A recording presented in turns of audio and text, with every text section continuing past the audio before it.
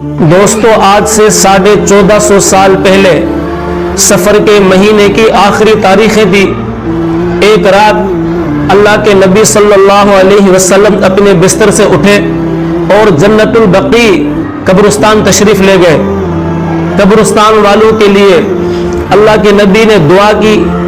استغفار کیا، ان کے لیے ایصال ثواب کیا، اور پھر واپس جب گھر تشریف لے آئے تو آپ کو سر میں درد کی شکایت ہوئی اور مرض وفات کی ابتدا ہوئی۔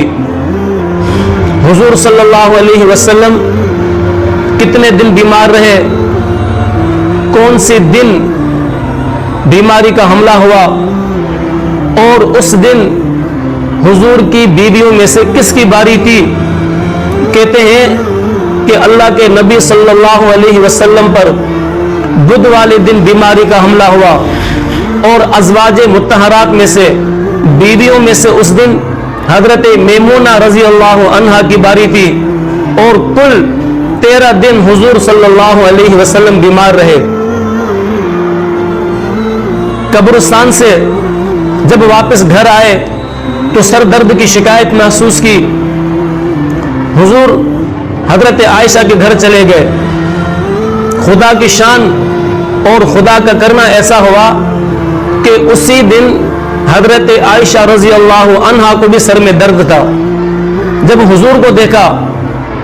تو کہنے لگی وا رأسا، ہائے میرا سر، ہائے میرا سر، یعنی میرا سر جو ہے وہ درد سے پھٹا جا رہا ہے۔ جب حضور نے سنا تو حضور کہنے لگے بل انا اقول وا رأسا، کہ اے عائشہ یہ تو مجھے کہنا چاہیے کہ ہائے میرا سر، کیونکہ حضور کو بہت زیادہ سر میں درد تھا۔ اور پھر حضور صلی اللہ علیہ وسلم نے دوستو حضرت عائشہ سے فرمایا کہ اے عائشہ اگر تم مجھ سے پہلے مر گئی تو کوئی فکر کی بات نہیں، میں تمہارے لیے کفن دفن کا انتظام کروں گا، میں تمہاری جنازے کی نماز پڑھا کر تمہارے لیے دعائے مغفرت کروں گا۔ تو حضرت عائشہ نے بطور ناز کے کہا کہ ہاں آپ تو میری موت ہی چاہتے ہیں، آپ تو چاہتے ہیں کہ میں مر جاؤں، اور جس دن میں دنیا سے چلی گئی اس دن آپ میرے ہی گھر میں کسی اور بیوی کے ساتھ آرام فرما رہے ہوں گے۔ یہ حضرت عائشہ نے بطور ناز کے حضور سے کہا۔ حضور علیہ الصلوۃ والسلام مسکرائے، حضور نے تبسم فرمایا، لیکن حضرت عائشہ کو کیا پتا تھا کہ حضور ہی چند دنوں کے بعد ہمیشہ کے لیے حضرت عائشہ کو اکیلے اور تنہا چھوڑ کر چلے جائیں گے۔ لیکن اس بیماری کے حالت میں بھی بیویوں کے درمیان انصاف کرنا اور ان کے درمیان عدل کرنا بہت زیادہ اہتمام کرتے تھے۔ بیماری کے حالت میں بھی حضور علیہ الصلوۃ والسلام ساری تمام بیویوں کے پاس باری باری جو ہے وہ منتقل ہوتے رہے، ہر ایک بیوی کے گھر تشریف لے جاتے رہے۔ بیماری کے حالت میں بھی اتنا عدل اور اتنا انصاف کہ عدل اور انصاف کو بیماری کے حالت میں بھی نہیں چھوڑا۔ لیکن حضور پوچھتے جاتے تھے کہ کل میرا قیام کس کے پاس ہوگا، کل میری یعنی کس کے پاس جو ہے وہ میں رہوں گا، کس کے پاس میں ٹھہروں گا۔ اصل میں حضور صلی اللہ علیہ وسلم حضرت عائشہ رضی اللہ عنہا کے گھر ٹھہرنا چاہتے تھے۔ حضور کی تمنا اور چاہت تھی کہ بیماری کے یہ جو دن ہے میں عائشہ کے گھر گزاروں۔ بیویوں سے، ازواج مطہرات سے اجازت لی، اور ان کی اجازت سے حضور صلی اللہ علیہ وسلم پیر والے دن حضرت عائشہ کے گھر کی طرف منتقل ہو گئے اور حضرت عائشہ کے گھر چلے گئے۔ بدھ والے دن اللہ کے نبی پر بیماری کا حملہ ہوا۔ بدھ، جمعرات، جمعہ، ہفتہ، اتوار اور پیر والے دن حضور صلی اللہ علیہ وسلم حضرت عائشہ کے گھر تشریف لے گئے، اور حضور نے بیماری کے جو باقی دن تھے وہ اماں عائشہ کے گھر میں گزارے۔ پیر والے دن حضور اماں عائشہ کے گھر منتقل ہوتے ہیں، پھر منگل، بدھ، جمعرات، جب جمعرات کا دن آیا تو آپ علیہ الصلوۃ والسلام نے 7 مشکیزیں پانی کے اپنے اوپر ڈلوائی۔ گھر والوں سے کہا کہ 7 مشکیں پانی کی مجھ پر ڈالی جائے تو بڑے اہتمام کے ساتھ 7 مشکیزیں پانی کے حضور کے اوپر ڈالے گئے، تو جس سے قدر اطمینان ہوا، طبیعت میں کچھ افاقہ ہوا، طبیعت میں کچھ بہتری آئی، طبیعت میں کچھ سکون ہوا، تو اللہ کے نبی ظہر کی نماز کے لیے مسجد نبوی چلے گئے۔ ظہر کی نماز پڑھتے ہیں، ظہر کی نماز پڑھنے کے بعد صحابہ کرام سے خطبہ ارشاد فرمایا، صحابہ کو خطبہ دیا، ان کو جمع کر کے اللہ کے رسول نے حضرت ابو بکر صدیق کے فضائل بیان فرمائے، حضرت ابو بکر صدیق کے مناقب بیان کیے، اور حضور نے تاکید کی کہ انصاری جو صحابہ ہیں ان کے ساتھ حسن سلوک کے ساتھ پیش کیا جائے، پیش جو ہے وہ معاملہ کیا جائے، ان کے ساتھ نرم برتاؤ کیا جائے، ان کے ساتھ اچھا سلوک کیا جائے، نرمی والا معاملہ ان کے ساتھ کیا جائے، بڑی تاکید کی۔ اور پھر حضور نے فرمایا کہ دیکھو تم سے پہلی قوموں نے، امتوں نے اپنے نبیوں اور اپنے ولیوں کی قبروں پر سجدہ گاہ بنایا، جس کی وجہ سے وہ خسارے میں اور ناکام ہو گئی، یاد رکھنا تم ایسی حرکت نہ کرنا۔ اور پھر حضور نے فرمایا کہ مسجد نبوی کے طرف جتنے بھی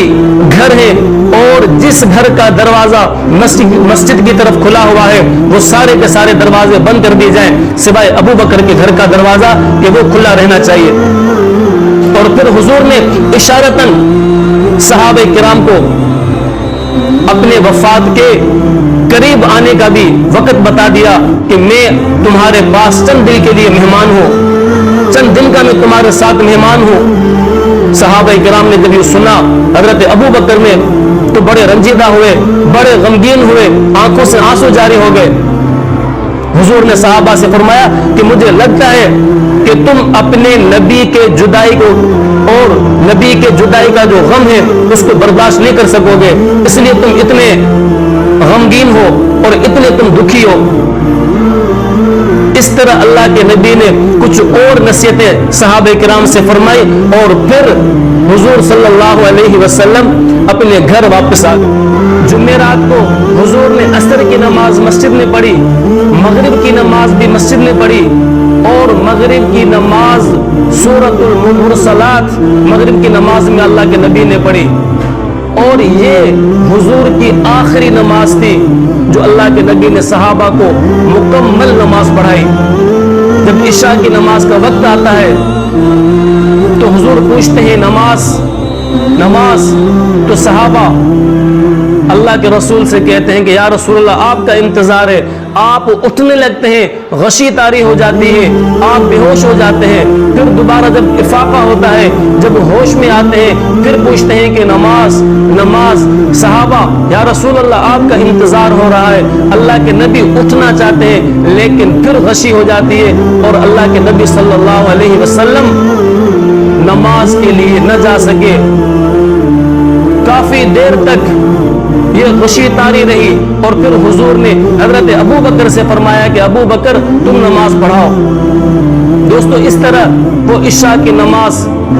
اللہ کے نبی صلی اللہ علیہ وسلم کی غیر موجودگی میں اور بیماری کے اور علالت کی حالت میں حضرت ابو بکر صدیق نے پڑھائی۔ جمعے کا دن آیا،